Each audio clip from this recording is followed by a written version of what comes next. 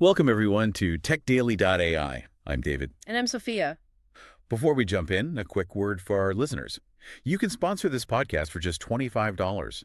Your message will be featured across major platforms like Apple Podcasts, Amazon Music, Spotify, and more. If you're interested, visit techaily.ai to get started today. All right, let's get right into it. It is mid-January 2026. We are, barely into the new year, and the tectonic plates of Silicon Valley haven't just shifted. They've completely slammed into one another. Yeah, exactly. We're looking at a situation that just redefines the biggest rivalry in tech. It really is the headline of the year so far. Yeah. I mean, the battle lines aren't just being redrawn, they're kind of being erased. We're talking, of course, about the confirmation that Apple has officially picked a partner to power the next generation of Siri.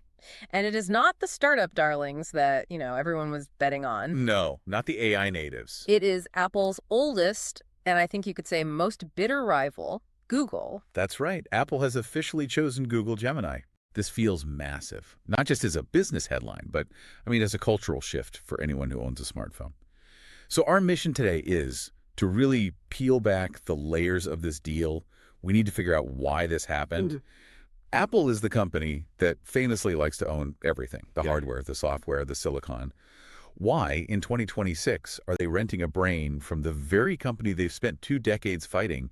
And honestly, what happened to the other guys? Yeah, where's ChatGPT in all this? What about Anthropic? Exactly. It is a fascinating story. It's one part, brutal economics, one part corporate pride, or maybe the swallowing of that pride, and one part just hard technical reality. Okay, so let's start with the handshake itself. The numbers being reported are just eye-watering. This isn't a small licensing fee we're talking about here. No, definitely not. We are looking at a multi-year deal, reportedly worth $1 billion annually. $1 billion a year. Every single year. Apple is paying Google that amount. That is a serious rent check. It is. And just to be clear, this isn't for Google Search. We've known about that search partnership for years, where Google pays Apple to be the default. Right. The money goes the other way in that deal. Exactly. This is money flowing from Apple to Google, and it's specifically to power the next generation of Siri features using the Gemini AI models. It's just incredibly ironic. For 20 years, the whole narrative has been iOS versus Android. Blue bubbles, green bubbles. Steve Jobs famously threatened thermonuclear war on Android. Right. And now, when I ask Siri to plan my vacation or, summarize a chaotic email thread, it's going to be thinking using Google's neural pathway. It is ironic, for sure. But if you strip away all the emotion and just look at the cold business logic, it's actually incredibly pragmatic. How so? Because usually, Apple would rather spend 5 years building something imperfect than rent something perfect from a competitor. That used to be true. But the reporting that's coming out this week suggests Apple made a pretty simple calculation. They looked at the landscape, OpenAI, Anthropic, Google, and realized that Gemini had effectively closed the capability gap. Technically, it was just as good. So the product was right? The product was right, but the terms were significantly better. Google offered a price and integration path that the others just couldn't match. Plus, and this is a factor that often gets overlooked, they already have that decades-old search partnership. The executive relationships, the legal frameworks, the plumbing, so to speak, was already in place. So familiarity bred. $1 billion contract. Yeah. But this wasn't a one-horse race. I really want to talk about the Bachelor-style contest that happened behind closed doors. Because for a long time, the rumor mill wasn't pointing at Google. No, not at all. It was pointing somewhere else entirely. Right. That's true. If you were betting on this 6 months ago, or even 3 months ago, you probably would have put your money on Anthropic. Makers of Quad. Exactly. Apple executives reportedly viewed Anthropic as the frontrunner. They loved the technology. They felt it aligned well with their safety values, which is, huge for Apple. It really looked like a done deal. So what went wrong? Did Google just swoop in at the 11th hour? In a way, it came down to the wallet. The financial terms demanded by Anthropic caused the talks to completely stall. Just the money.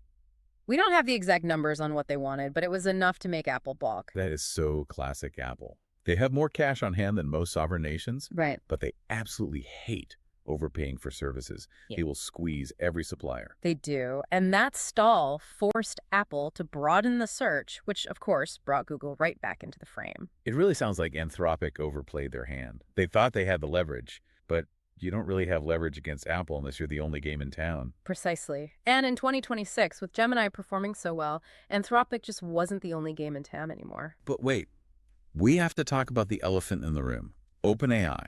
They were the first mover. They have ChatGPT. They were already integrated into Apple Intelligence last year in a limited way.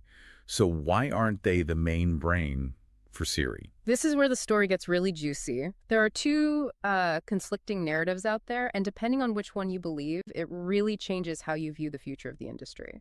Okay, walk us through the first one. So the first one comes from Mark Gurman at Bloomberg. His take is pretty cut and dried. OpenAI just wasn't in serious contention for this specific primary brain role for a long time. Apple tested them, wasn't convinced by the reliability, or maybe didn't like the commercial terms, and just moved on early. A simple business decision. Okay. What's the second version? Because usually where there's smoke, there's fire. The second version comes from the Financial Times, and it suggests a much more dramatic split. What? They report that OpenAI has ambitions to build its own hardware. Specifically, they are linked to Jony Ive's new AI device project.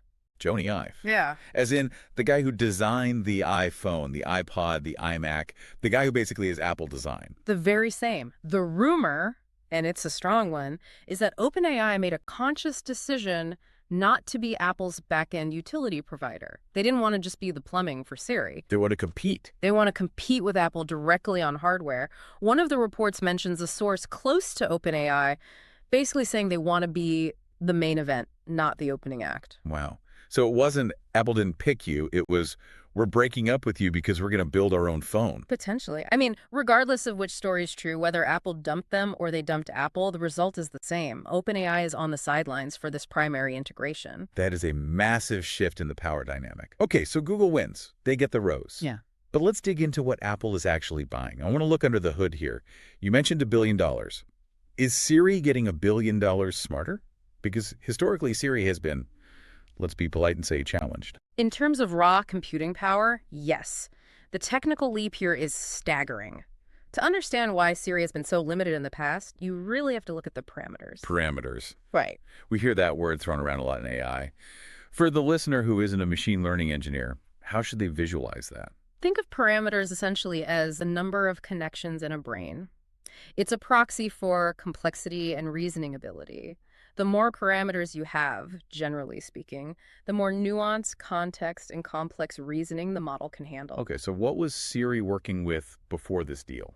Apple's current internal setup, the one that's running on device right now, is roughly 150 billion parameters. 150 billion? I mean, that sounds like a lot. It is. For a phone, it's incredibly impressive that they can run that on a battery-powered device in your pocket. But the custom Gemini model they are renting from Google, it's 1.2 trillion parameters. Whoa.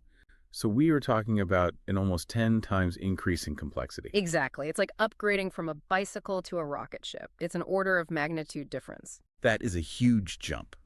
So what does that rocket ship actually do? Is it just for better chatting?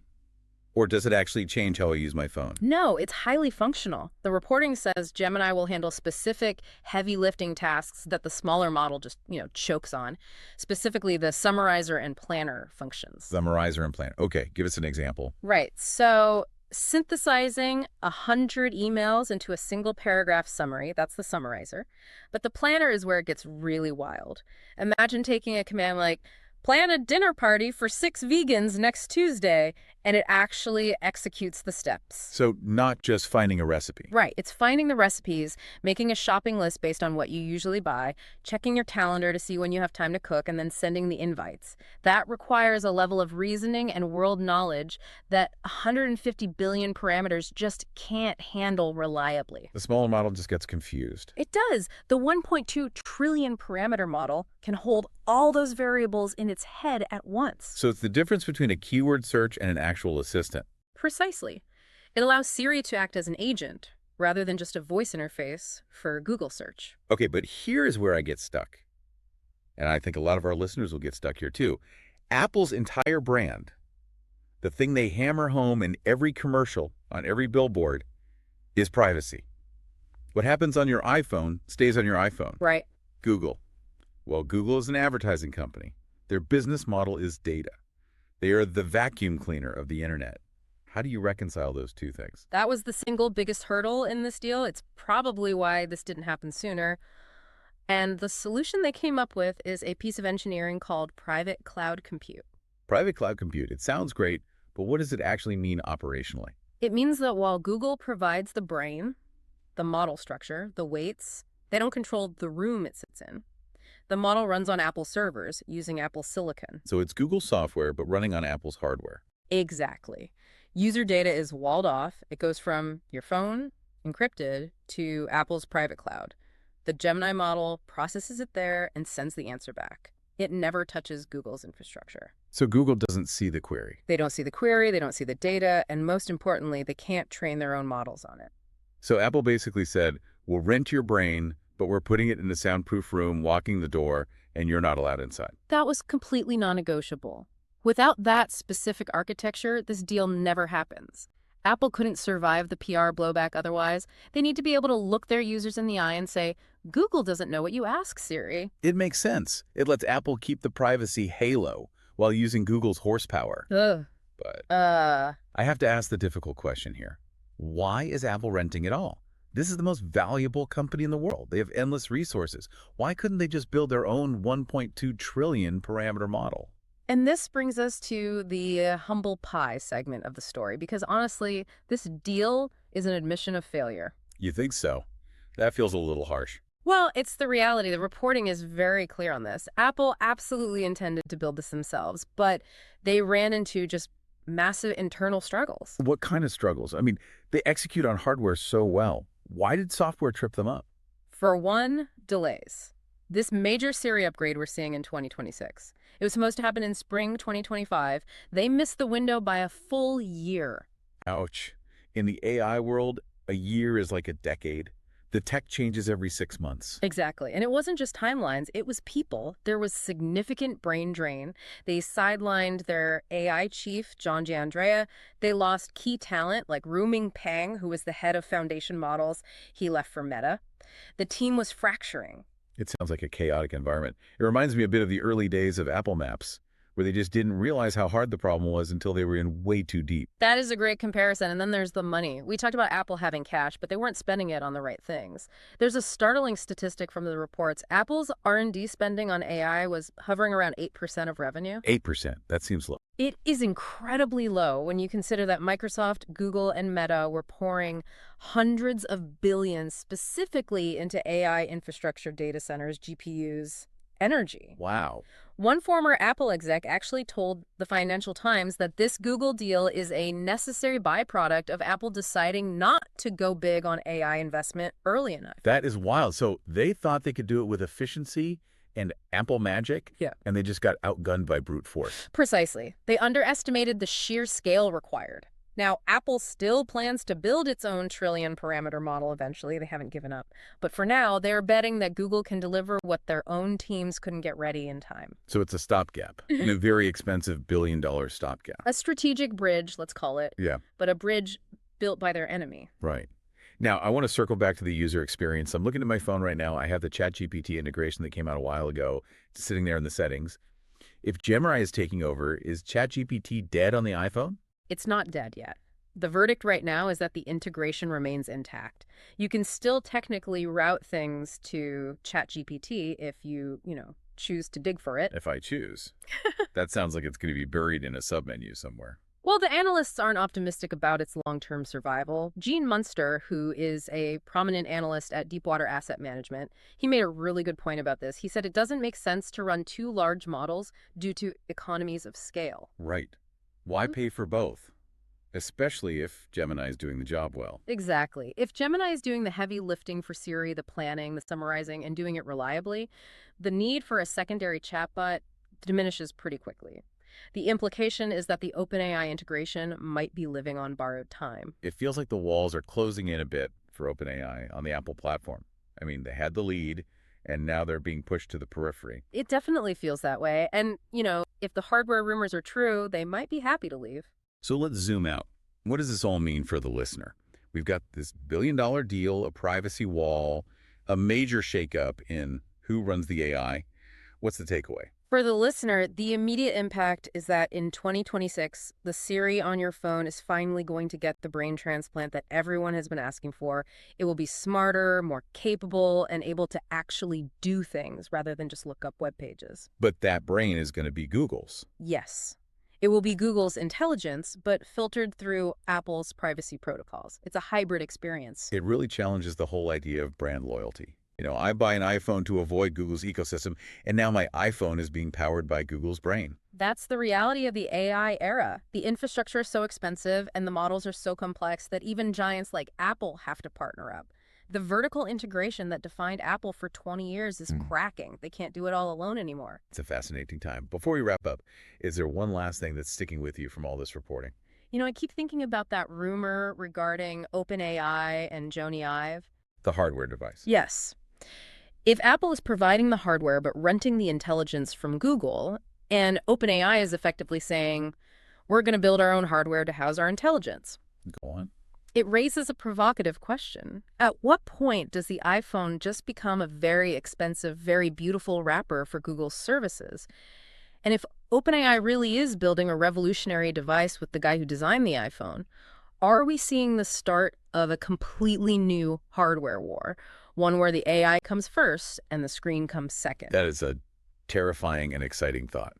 The phone war might be over, but the AI device war is just starting. Exactly. We might be looking back at this moment in 5 years as the point where the smartphone era began to fracture. Well, on that bombshell, we're going to leave you to ponder the future of your pocket computer. Thank you so much for joining us for this look at the Apple-Google mega deal. Thanks for having me. See you next time on techaily.ai.